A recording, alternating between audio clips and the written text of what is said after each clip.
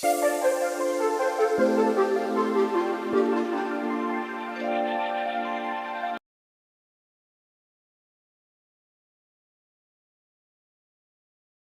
vou começar. Boa tarde, boa noite a todos. Hoje nós vamos explorar os princípios éticos fundamentais para o uso e análise de dados. Com a crescente digitalização das informações, é essencial garantir que a coleta e o uso de dados sejam feitos de maneira responsável e transparente. Mas, antes de tudo, quero me apresentar. Prazer, sou Laila Castro, tenho 18 anos, sou estudante de engenharia de software, com ênfase em análise de dados. Tenho um dedinho ali na área do front-end, com foco em experiência do usuário. Recentemente tive uma conquista, que foi alcançar o 3º lugar no programa do Trilhas, onde eu, junto com a minha equipe, desenvolvi uma plataforma de incentivo ao estudo de tecnologia.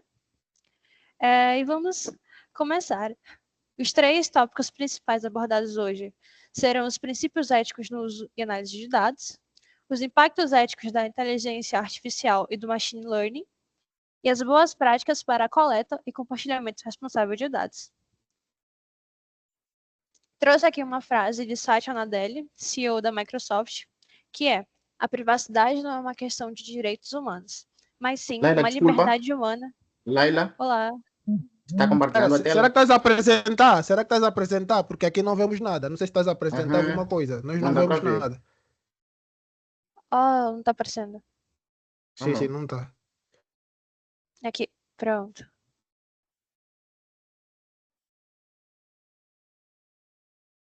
Tá em Agora tela foi. cheia? Certinho? Sim, está em tela cheia. Foi. Novamente, os 3 tópicos principais serão ética no uso de análise de dados, os impactos éticos da inteligência artificial e do machine learning, e as boas práticas para a coleta e compartilhamento responsável de dados. Aqui é a frase de Satya Nadella, que a privacidade não é uma questão de direitos humanos, é uma liberdade humana essencial. Fundamentos que vamos abordar agora dos princípios éticos no uso e análise de dados. O primeiro princípio que vamos discutir é a transparência. Isso significa que devemos informar claramente como os dados são coletados e processados e utilizados. Mas o que é a transparência? A transparência envolve comunicar claramente o uso dos dados e as implicações disso para os indivíduos. Por exemplo, vocês já devem ter acessado uma Amazon da vida. E aí vocês compram um celular. E de repente, aonde vocês vão, tem anúncio de celular. É porque ali, quando vocês permitiram aqueles termos de uso, vocês permitiram que a Amazon pegasse os dados dos históricos de navegação e das compras de vocês. É importante falar que a falta de transparência pode levar à desconfiança e a violações éticas, especialmente se os dados forem usados de forma inesperada. Políticas de privacidade claras, utilizando uma linguagem essencial e fornecendo opções de consentimento, é muito importante na área da análise de dados. E isso entramos no tema de consentimento. O consentimento envolve obter a permissão explícita das pessoas antes de coletar ou usar os seus dados. O consentimento garante que as pessoas saibam e concordem com o uso de seus dados.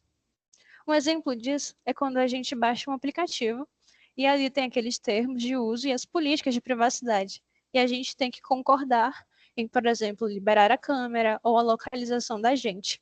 Um exemplo de localização é quando a gente usa o Instagram e a gente vai em um local e quando a gente chega em casa, começa a sugestão ali daquelas pessoas para seguir. E, ironicamente, aquelas pessoas estavam no mesmo ambiente que a gente. É porque o Instagram utiliza disso para recomendar pessoas para você seguir. E é muito importante que o consentimento disso seja explícito e que assegure que os indivíduos tenham controle sobre seus dados e que possam escolher como e quando compartilhar essas informações.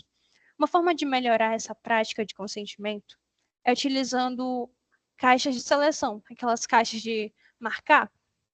Isso garante que as pessoas compreendam que estão fornecendo seus dados e que também tenham a opção de não fornecer, caso não queiram. O nosso próximo princípio a ser abordado é a privacidade. Proteger a privacidade dos indivíduos significa garantir que seus dados pessoais sejam mantidos seguros e não expostos sem autorização. Isso envolve adotar medidas para proteger os dados pessoais e evitar disposições não autorizadas. Ninguém aqui, eu tenho certeza, que quer ter o seu dado bancário, por exemplo, vazado por aí. Um exemplo claro disso é quando as empresas pegam os dados das pessoas e usam de criptografia para aumentar um nível de segurança ali e não permitir que qualquer pessoa tenha acesso àquele dado sensível. É muito importante que a privacidade seja exercida, pois é fundamental e não deve ser violada de forma alguma. Uma forma de melhorar a privacidade é implementando protocolos de segurança rigorosos, limitando o acesso aos dados e seguindo regulamentações. Aqui no Brasil existem duas leis, que são a LGPD, que é a Lei Geral de Proteção de Dados, e a GDPR, que é o Regulamento Geral sobre Proteção de Dados, que visam a proteção e a segurança dos dados de cada indivíduo. Agora vamos abordar um desafio, que são os impactos éticos da inteligência artificial e do machine learning. Eu dividi em 2 tópicos, que são a autonomia e a responsabilidade. O primeiro aspecto é a autonomia. Os sistemas de IA podem diminuir a necessidade de decisões humanas, o que pode comprometer o controle humano. A autonomia humana deve ser sempre preservada, especialmente em decisões críticas. Um exemplo disso são os diagnósticos médicos a partir de IA. Hoje em dia já existem alguns hospitais que utilizam disso.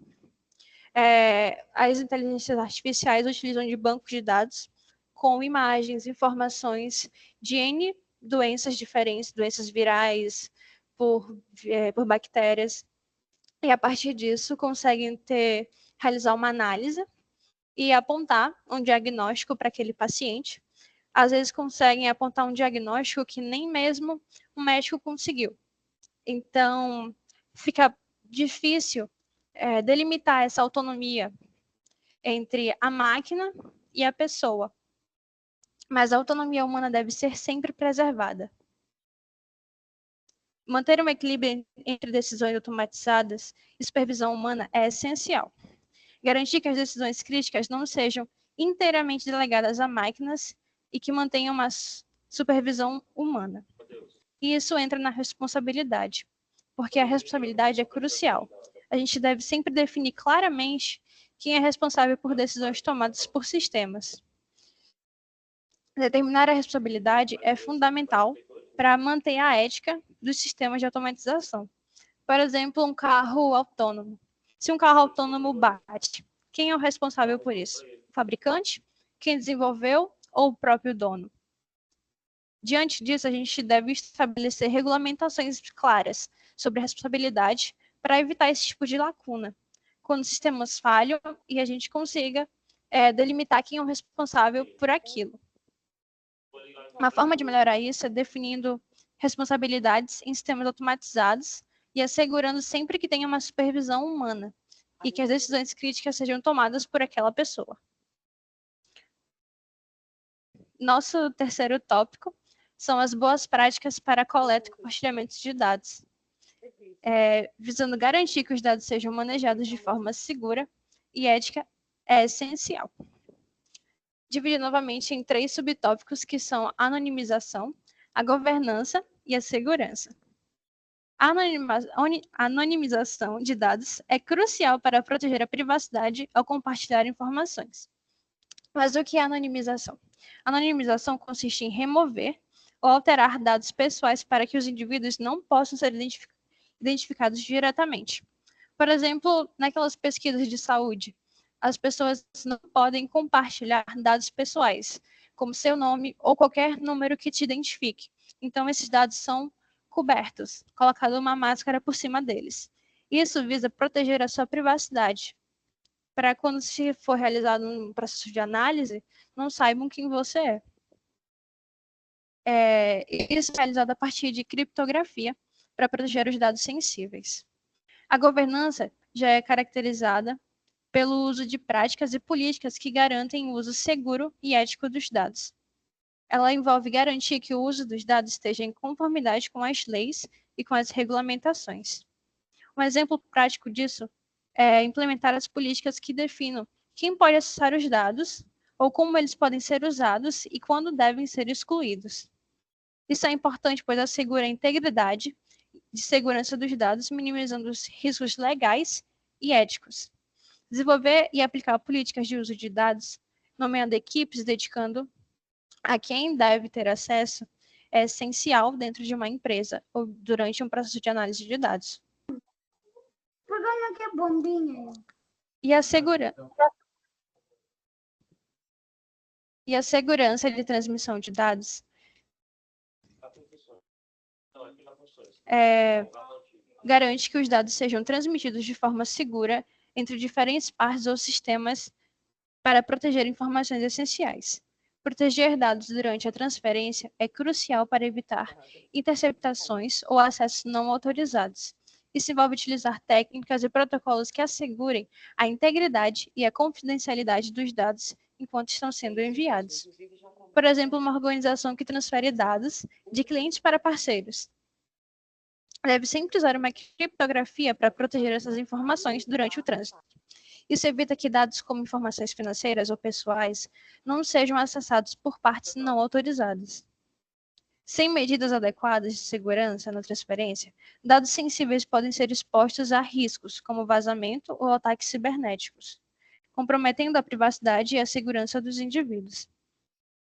Utilizando protocolos de criptografia, a gente evita isso e garante que a transferência de dados seja feita através de canais seguros que protejam suas informações sensíveis durante todo o processo.